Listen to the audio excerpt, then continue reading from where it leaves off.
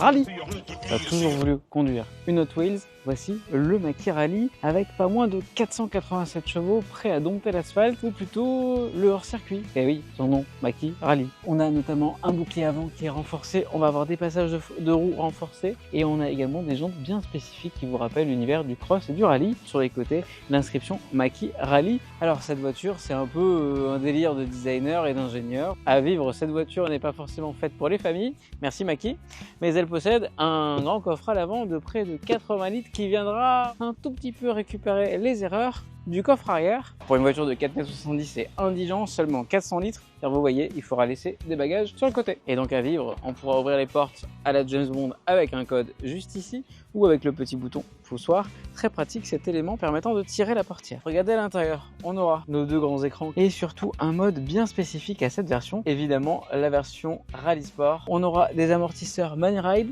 et une suspension rehaussée de 20 mm. Donc vous l'aurez compris, Mach-E Rally veut bien dire cross, rallye et amusement. À l'arrière, pas de problème, j'ai de l'espace aux jambes.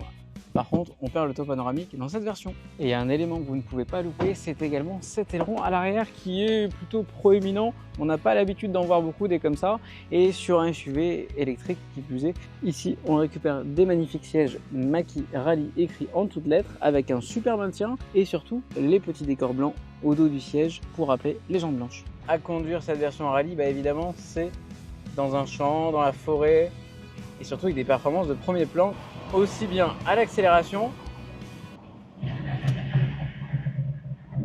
qu'au freinage. On a des freins Brembo, la voiture ne bouge pas, puis regardez, ça passe partout.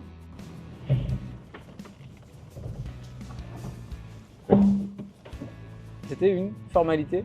Mach-E Rally, c'est pas fait pour grand monde, juste pour s'amuser. À recharger, eh bien, le bas blesse avec 91 kWh de batterie, mais l'autonomie n'est pas faramineuse, 460 km seulement, et ça c'est sans ces pneus Cross Climate. La recharge elle est standard, 150 kW, mais ça commence à faire long pour un 10 à 80 en 36 minutes. À acheter, là, franchement, ça coince sévère. 85 000 € dans cette version Mach-E Rally. C'est dommage parce qu'il est attachant ce petit véhicule et il n'a pas peur des sentiers battus, avec une transmission intégrale de série. La note finale de cette voiture, je lui donnerai une petite note de 15 sur 20 quand même, car il a un look très sympathique qui sort du lot, comme je le disais, et surtout, il n'a pas vraiment de défaut ce Mach-E. Si, un petit défaut, des angles morts un peu trop prononcés, juste ici, et une recharge un peu lente aujourd'hui sur le marché. C'était le Mach-E Rally.